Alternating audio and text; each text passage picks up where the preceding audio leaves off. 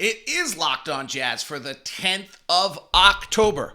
We get a little look at the scrimmage. What were the takeaways? The first cut is made, the roster stands where, and we predict the Western Conference. The number one seed is what? It's all coming up on today's edition of Locked On Jazz. Ba-dum-bum-bum-bum-bum-bum-bum-bum-bum-bum. You are Locked On Jazz, your daily podcast on the Utah Jazz. Part of the Locked On Podcast Network, your team every day. How are you? I'm David Locke, radio voice of the Utah Jazz, Jazz NBA insider. This is Locked On Jazz, your daily podcast on the Utah Jazz, giving you insight, expertise, geeky numbers, and hopefully making it way better to be a Jazz fan each and every day. Thank you so much for making Locked On Jazz your first listen of the day. We are free and available on this podcasting app or all podcasting apps, or if you're listening on YouTube, thank you very much. Please subscribe, and on YouTube, hit the bell that gives you a notification of when the show is going to drop every day. Fun one today. We had the scrimmage yesterday. I went and rewatched it. It was not what I was hoping for. I'd be really curious to know whether it was what Will Hardy was hoping for. You can view those scrimmages in kind of one of two ways if you're the Jazz. One is that, hey, let's not get anybody hurt. And then number two is let's go really get something out of it. This one, as I rewatched particularly the first game, felt a lot like let's not get anybody hurt. I did think it was interesting. They kind of originally had planned it to go an hour. Will went longer. And then in the third game, I thought when I rewatched, everyone got tired, which was probably exactly what Will wanted to coach through. I did pull one play early in the scrimmage that I want to share with you, so we'll do that here in a second. Saban Lee got cut this week. We added another player who it does not sound like it's on an Exhibit 10, so we'll see what happens with that. Though I think he's going to end up being a Stars G League player, and he was on our Summer League team last year, so I'm expecting that he'll be on our Vegas Summer League team, and so that happened. So we'll go through the roster. And then for those who are unaware of points gained is my offensive metric system that I have built that evaluates the efficiency of players. It values your ability to get a shot off, which I think is actually a really big skill. And then your ability to use those possessions efficiently, and projects how the possessions will be used on a team, gets every team to about 100 possessions, which is too many because it doesn't count for turnovers and things like that. But over the course of the year, it's kind of how you average out. It tells us a few different things usually.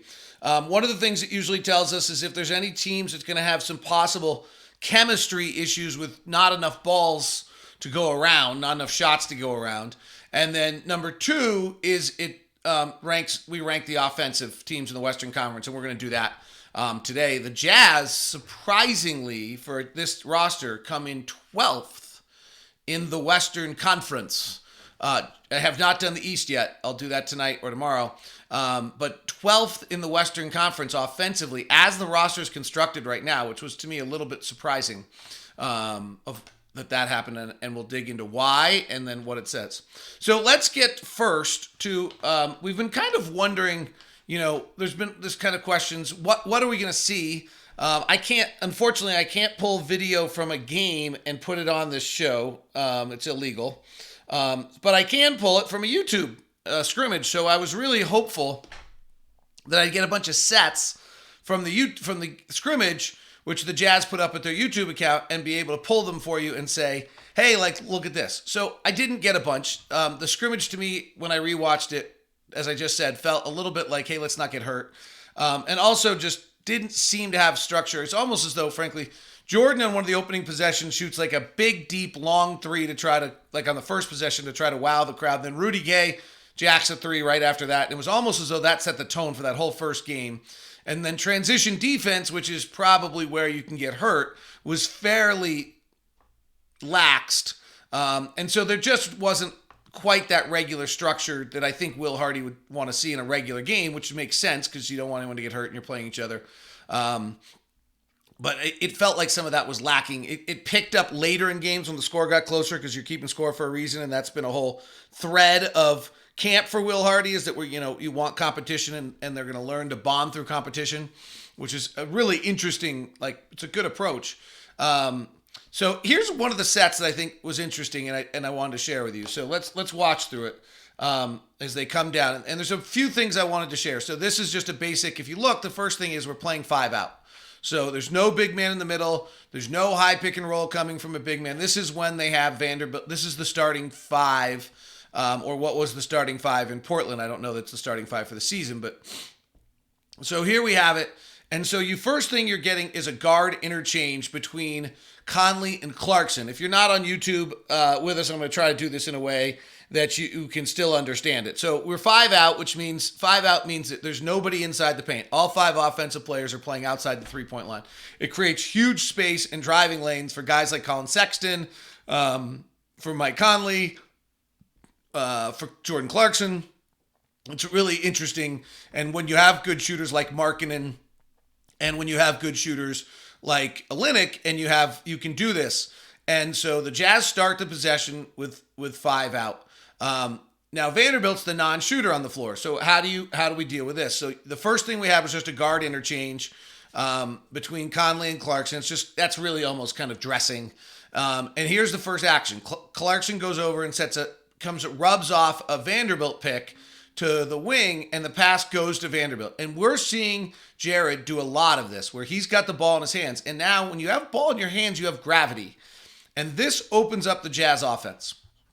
Because Vanderbilt's the non-shooter, the minute he has the ball, the most famous example of this was the Heatles, with Eric Spoelstra putting the ball in Dwayne Wade's hands all the time, because Wade was the non-shooter in the group, so he had to guard Wade. And then when they had Chris Bosh and Shane Battier and Ray Allen and LeBron James on the floor became wide open because you had to guard. So nice job here actually by Nickeil Alexander-Walker, who jumps the inside shoulder of Mike Conley and kind of prevents a handoff coming back to him eventually. But so here's Vanderbilt, and then Markkanen comes around. You can kind of see everything's at 3/4 speed, which is how I felt rewatching this scrimmage. Markkanen comes now for a handoff. So here you just have, it's kind of an early indicator of what our offense is. It's 5 out. Within the first 6 seconds of talking about this, 4 guys have touched the ball. The only guy who hasn't is Olynyk. You have Vanderbilt playing almost the role of Draymond with some handoffs from the center position. I don't want to say that he's, that kind of ball mover yet.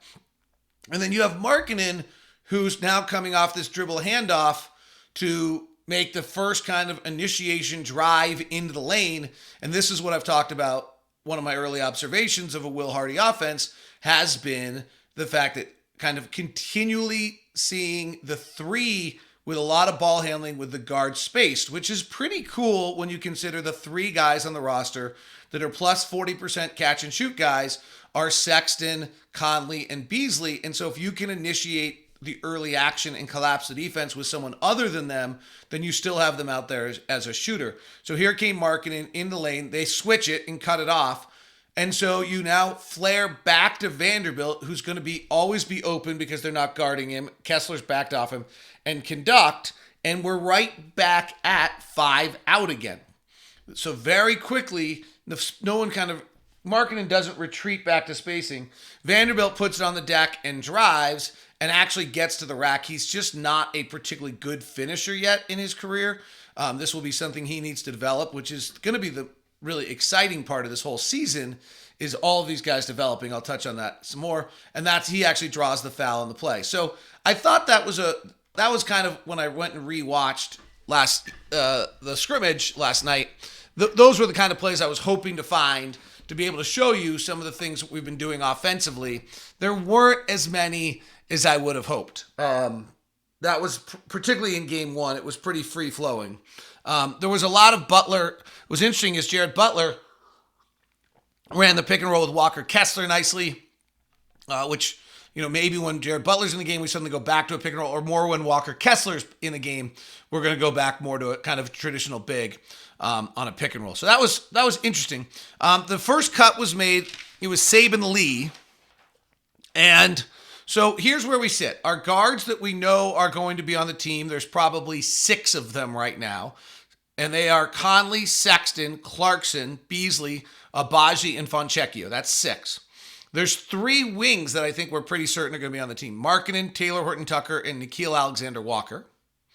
Kelly Olynyk, Jarrett Vanderbilt, and Walker Kessler we're pretty certain. So that's 12.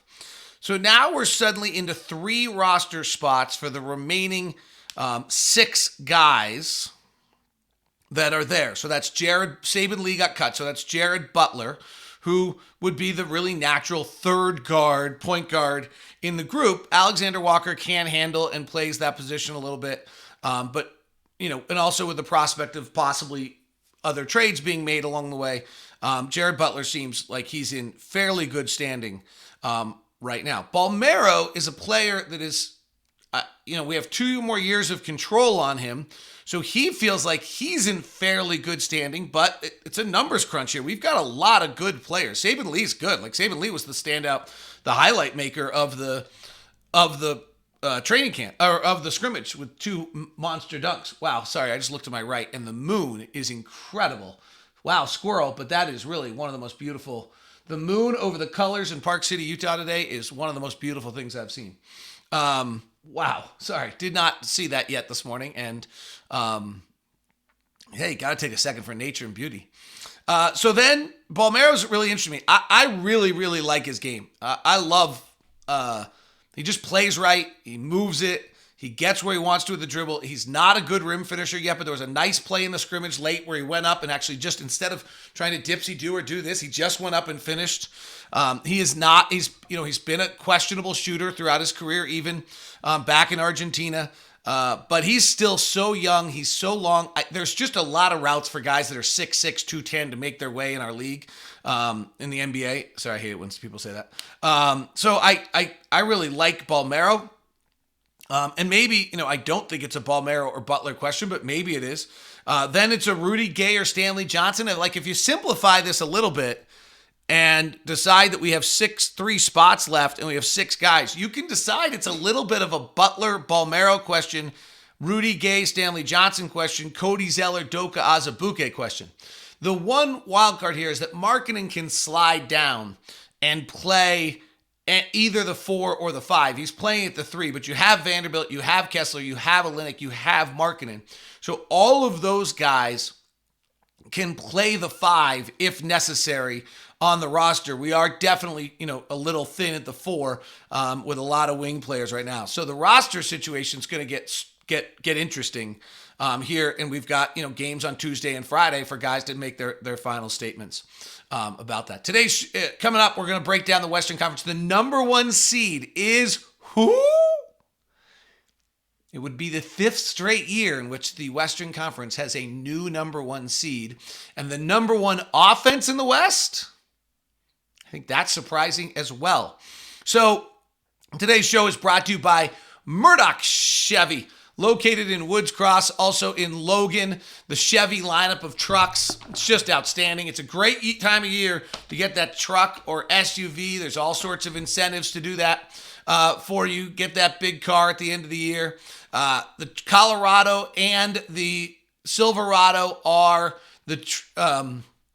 is the truck lineup. The Silverado's the big one, and it is, when I've driven it, it has been just awesome. The new 2020 Silverado 1500 is all souped up and looks awesome, and then you're just driving it. It is the smoothest ride. The Colorado's the zippier, kind of more versatile truck. And by the way, it is truck season, so $1,000 accessory allowance toward the purchase of a new Silverado 1500, a Silverado HD, or a Colorado. And the SUV lineup at Chevy is outstanding. That exists with the Equinox, the Trax, and the Utah County assault vehicles we know well, the Tahoe and the Suburban. If you're going to stop by, feel free to email me first at dlock09@gmail.com, and we'll give you the VIP treatment over at Murdoch Chevy, located in Woods Cross, as well as in Logan. Today's show also brought to you by our friends over at LinkedIn. These days, every new potential hire can feel like a high-stakes wager for a small business. You want to be 100% certain that you have access to the best qualified candidates, and that's why you have to check out LinkedIn Jobs. LinkedIn Jobs helps you find the right people for your team free and faster. I'm not sure which of those two is even more important. You add your job, the purple hashtag hiring frame to your LinkedIn profile to spread the word you're hiring, and simple tools like screening questions make it easy to focus on candidates just the right skills and experience so you can quickly prioritize who you'd like to interview and hire. It's why small businesses rate LinkedIn jobs #1 in delivering quality hires versus leading competitors. We used it for 2 recent hires at Locked On. LinkedIn Jobs helps you find qualified candidates you want to talk to faster and free. So post your job at free at linkedin.com/lockedonnba. That's linkedin.com/lockedonnba to post your job for free. Terms and conditions apply. Thanks so much for making Locked On Jazz your first listen of the day. For your second listen, there is Locked On NBA each and every day. 30 minutes recap of the biggest stories. And this year we'll be launching Game to Game once the season starts as well. Similar version of Game to Game up on NFL right now. Kind of some great stuff for you there on the NFL content as well. All right, so let's get into the predictions. So points gained is an offensive metric system that I've built over the years that evaluates, as I said, the ability to get your shots off and your efficiency as a player. And then for the season predictions, we take them, me, myself, and I use Kevin Pelton's minutes projections. Off that, I project how many shots each guy's going to get and possessions, scoring opportunities used. And I use 100. It's high. You usually don't get 100 scoring opportunities a game, but by the time some guys miss games and things average out, that becomes kind of the right number. The first thing that happens when I do this is whether or not there's a roster that has just too many possessions. And the Clippers, I think, are going to have a little bit of a dance this year. The Clippers came out, of everyone used their average possessions, the Clippers came out as the highest possession usage team, amount of possessions used of any team I've ever had, ever, in probably the 8 to 10 years, now 8 years that we've done this, ever. Now, it's a little misleading because John Wall was at 19, but you suddenly look down on the average amount of scoring opportunities a player uses during a game, and Zubac is at 8, and Powell is at 16, and Luke Kennard's at 10, and Nicholas Batum's at 7, and Terrence Mann's at 9, and Robert Covington's at 7, and Marcus Morris is at 14, and Paul George is at 23, and Reggie Jackson's at 17, and Kawhi Leonard's at 20, and John Wall's at 20. Now, John Wall's probably not going to be 20. But it's worth keeping an eye on. That if this team's actually going to work, Zubac's got to use 3 possessions less than he did out of his 8. That's a 40% decrease in possessions for Zubac. Norman Powell, who got 16 possessions a game last year, probably only gets, or scoring opportunities, probably only gets 10. He's not going to like that. That's a nearly 50% decrease. Luke Kennard goes from using 10 scoring opportunities a game down to 6. Robert Covington goes from, or Nicholas Batum from 7 to 4. Terrence Mann, who still wants to prove himself and make money, goes from 9 to 7. Robert Covington's supposed to go from 11 to 6. This is the first thing that jumped out to me, is that as much as I love the Clippers and everybody else does, this is a problem. Because even John Wall, who's at 19 or 20, just goes to 6, playing part-time, it's still an issue. Paul George is at 21. Kawhi Leonard I have down from 20 to 19. But every guy in this team is going to have to sacrifice 30 to 50% of their possession used. Now, you sit guys, you do a bunch of things like that to try to make it, but this is worth watching on the Clippers. The other thing that's interesting on the Clippers is that Reggie Jackson, Paul George last year, and then John Wall overall were so poor that they don't come out very well in my system. Now, Paul George is a little bit misleading, I think, because Paul George took a massive collapse in his offensive efficiency last year with that elbow injury from what he was before. And it's going to be difficult to tell, so I think Paul George is the one to watch. Last year, we came on this and this was the first place I think you heard that the Lakers might not be good last year. That was like our big takeaway last year, was that the Lakers were going to not be a good team, offensive team, that they were going to be playing in the play-in game. Everyone thought I was insane. It was perfectly right. 2 years ago, by the way, I'm just bragging right now. 2 years ago, we had the Phoenix Suns and the Utah Jazz at the top of the list, and no one thought that was possible. So I think, let's watch. Paul George is the key player to this, is with all their depth. and everything else, it is still, he's going to be their second biggest possession user. And Paul George 2 years ago was a 1.0 points gained, and last year was a negative 1.2 points gained. So if you change Paul George to a 1.0 from a negative 1.2, then all of a sudden, the Clippers take a pretty significant jump in where they rank offensively. And I think that's, it's worth keeping an eye on to see. So that's the first one that jumped out to me, was that the Clippers ended up with a, I think with a, that was just a, really a poor year from Paul George. And that's going to be the one to watch for them. Here's the impact of Paul George, just to be completely specific. So right now the Clippers come out as 9th in the league in the Western Conference offensively. If Paul George gets back to where he is, they come out 4th in the Western Conference offensively. So that's the big one to watch on them, is Paul George. That's kind of the injury line that was probably bigger than any other, if we see anything change. So here's where the Western Conference sits. The number one offense, the other two teams, by the way, that have possession issues. The Lakers are at 130, which means everyone's got to take like a 30% decrease. We'll see whether that happens. Minnesota is at 120. That's in the danger zone. I think they are in the danger zone to see how they're going to use their possessions this year. When you look at it, Karl Anthony Towns at 19, I still have him at 19. Rudy Gobert at 10 last year, or 11 last year, I still have him at 11. Anthony Edwards at 22, still have him at 22. D'Angelo Russell last year at 17, I have him at 16.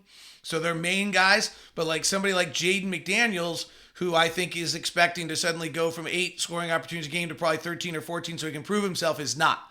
He's holding, and all of their bench guys, Kyle Anderson, Taurean Prince, Jalen Noel, all have to drop down. Not catastrophic the way it could be for some teams, but worth keeping an eye on. The Lakers will be interesting. I think they'll be fine. They're just not going to play. Some like Lonnie Walker, Toscana Anderson, some of those guys are just going to get left out of the rotation. The one that will be interesting is I have Russell Westbrook dropping from 18 possessions to 15 possessions a game, and that dramatically changes the Lakers. If you put him back up to 18 and drop Dennis Schroeder down, or someone of the Schroeder's not particularly positive either, then all of a sudden the Lakers drop. But if Russell Westbrook actually takes 3, they play him less, use him less, they'll actually win more games. So let's get to it. The only other team I would mention, by the way, is New Orleans. They have 125, so that one's kind of keep an eye on early. And I think that actually heads a lot part to Valanciunas, who was at 15 possessions a game last year. He's now going to be, I think, around 9 with Zion coming back. How does he deal with that? 20 for scoring opportunities for Brandon Ingram and CJ McCollum, 21 for Zion. And so everyone's got to suddenly, give up possessions to Zion. All right, the number one offense in the Western Conference is the Denver Nuggets by a large margin. It's actually not super close. Denver comes out as 4 points over 100 possessions better than anybody else in the Western Conference. That same gap is number 2 to about number 11.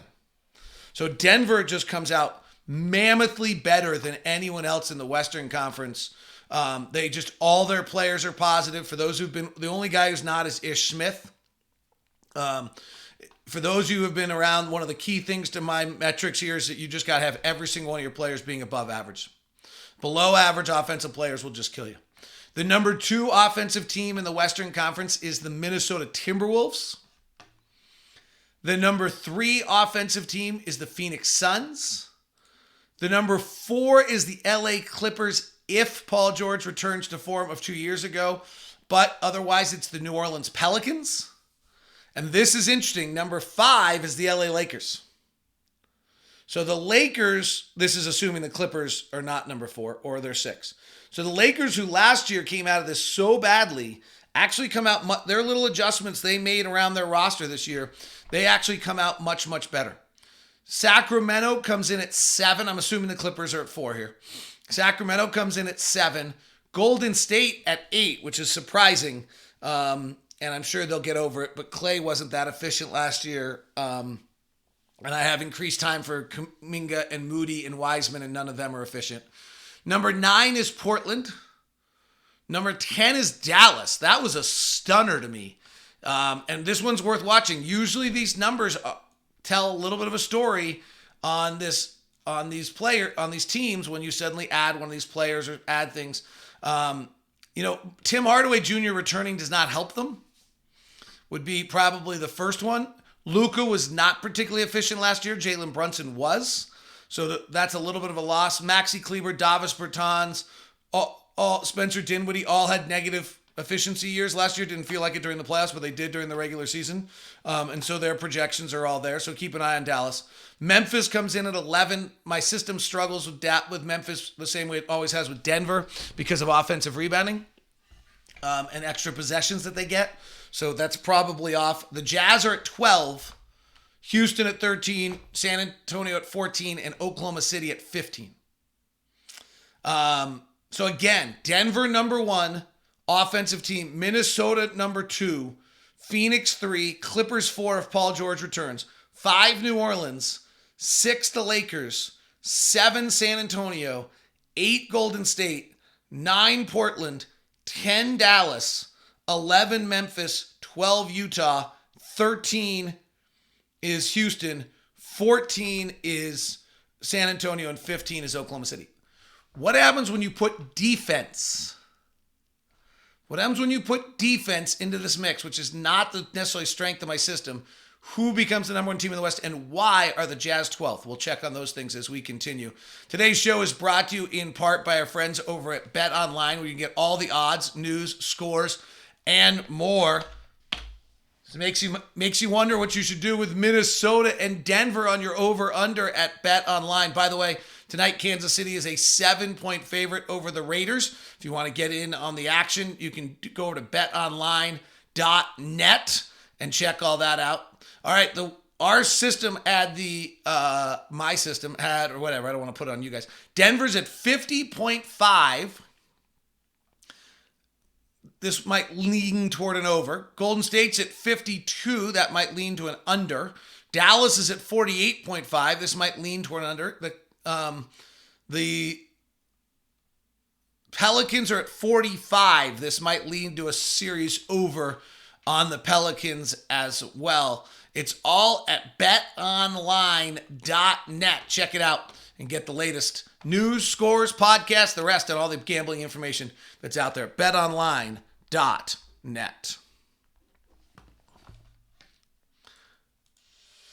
Oops. Hit the wrong button on for those of you on YouTube there for a second. You probably heard it on the podcast. All right, so if you add defense, projecting kind of off last year's systems, I had the Warriors as the best defense in the league. I don't know if I still believe that after all the shenanigans of last week. Minnesota as the second best defense. Phoenix as the third. Memphis as the fourth. Clippers as the fifth. Dallas 6th. Denver 7. New Orleans 8. Lakers 9. Sacramento 10. Portland 11, but I think lower. Jazz, San Antonio 11, Utah 12, Portland 13, Houston and Oklahoma City. And if you look at that, the number 1 seed in the West this year becomes the Minnesota Timberwolves, which is not great for our draft pick, but I don't think we were projecting a lot this year. So Minnesota becomes the number 1 seed in the Western Conference in this system. No surprise with my system loves Rudy. I do too. And I wouldn't be surprised at all. The number 2, Phoenix, with Denver 3, Golden State 4. Those would be the home court advantage. 5, the surprise is New Orleans. And 6, the Lakers without the play-in. The play-in game, according to this, becomes the Clippers, Memphis, Dallas, and Sacramento. It is going to be thin up top there. There's not going to be a lot of room for screwing around. It is going to be wild and interesting to watch. It is really going to be incredible. So I'll say it again. Minnesota 1 is the projection here. Phoenix 2, Denver 3, Golden State 4, New Orleans 5, Lakers 6. Play-in game, Clippers, Memphis, Dallas, Sacramento. Wow. So why does the Jazz offense come in at 12th? So a few things here. One is, you got to distribute the possessions, and obviously Donovan and Rudy were using a lot of them. So you have I have Colin Sexton using 18, Jordan Clarkson using 14, scoring opportunities, not possessions. Malik Beasley, Lauri Markkanen using 13, Malik Beasley using 12, Mike Conley using 11, which is right on his number from last year. And then it's 6 for Jared Vanderbilt, which is right on his number from last year. 6 for Taylor Horton-Tucker, which is down from his 10 last year. So that might be 10 for Kelly Olynyk, I forgot to mention, which is a little bit up from last year. And 7 for Nickeil Alexander-Walker. So those were the main guys I have using our possessions. I don't have Jared Butler, and I didn't have Rudy Gay. Rudy Gay's numbers were not good last year, so that would not help us. Here's what ends up happening. Alexander Walker last year in points gained was one of the 5 least efficient offensive players. So when you suddenly give him 7 possessions, it hurts you. When Jordan Clarkson last year, as good as he was actually a -1 points gained, that's a pretty low number. And so suddenly that 14 hurts you. Taylor Horton-Tucker last year, points gained was a -1.2 per game. Suddenly give him 6 possessions. The goal is to not have negative possessions. Well, Malik Beasley's a -0.5 on the rating system. Horton-Tucker's a -1.2. Jordan Clarkson's a -1.0. Alexander Walker's a -2.0. We suddenly have about half of our possessions as being inefficient offensive players. What we don't have, and maybe Walker Kessler, who I actually don't have really projected very well in here, maybe Walker Kessler becomes this, maybe somebody else becomes this, is last year we had Rudy at +3, number 2 in the entire NBA in points gained, only behind Nikola Jokic, which is why you have Denver as number 1 and Minnesota as number 2 offensively. Those dominating, efficient offensive players have a massive impact, and in the game, it's why these dunkers are undervalued. We don't really have that player, right? Jared Vanderbilt's not that player. Kelly Olynyk, Lauri Markkanen. We don't have a wildly positive player. In fact, the most positive player I have Kessler projected as a +1.12. I'm kind of making that up. I don't have any idea. And I don't have him using very many possessions. We just don't have a highly efficient. Sexton's fine. He's about average for a guard, which is good. And Mike Conley is too. But we don't have that highly positive offensive player that pushes your whole roster over. Nor does Dallas, actually. That's what's interesting about Dallas. Is if you take Dwight Powell, who's been their guy out of their rotation, which it feels like they might be doing with Christian Wood, then that hurts them a great deal. Golden State has it in Steph Curry, which is superhuman, but they're missing it with some other players along the way, and I think that's a part of why they don't come out very well. As Rudy's +3.5 and Towns is +3. That's a hell of an offense. Denver's points gained, Jokic is +3.8. Michael Porter, if he's back, is a +2.5. If he's right, and you don't project injuries here. And then they actually add Jeff Green, who's a 0.9, almost a 1. Aaron Gordon's a 1. It's hard. Like, there's only 10 guys that are, 3 or better. There's only about 22 guys that are 2 or better. So when you suddenly start dropping the negative numbers, it really pulls you down a little bit. So as talented and skilled as our offense is, the reason it didn't come out great in this projection and versatile as our offense is, we don't have the dominant, big plus efficient player who's taking, 10 of our 80 possessions a night or 10 of our 80 scoring opportunities a night and putting them way into the positive. And we do have a plethora of players who are in the negative. And without that counterbalance, then it becomes very hard for us to have a high level, efficient offensive team. We'll see whether that holds or not. These are just projections and predictions and numbers and spreadsheets and things like that. But we'll see. It's just an interesting kind of way to look at it. And, we didn't come out brilliantly offensively last year, and we were the number 1 offense in the league. So, you can take it with a grain of salt. This has had some successes. It also has some misses. Memphis and the New Orleans Pelicans over the years have been 2 of my kind of consistent misses on just the way they play structurally. That is Locked On Jazz today. We'll see. Tomorrow we get ready for the San Antonio Spurs in our second preseason game. Tomorrow, a fun conversation. We'll talk about kind of what an interesting and entertaining year this is going to be as individuals try to learn and develop a new skills along the way. And it'll be a fun conversation tomorrow. And I think what's going to make this season so enjoyable as a fan of this team and rooting for these players. All right, it is Locked On Jazz. Thanks very much for tuning in. Thanks for making us your first listen of the day. Great NFL content at Locked On NFL, or go get ready for the draft with NBA Big Board. It is Locked On Jazz, your team every day.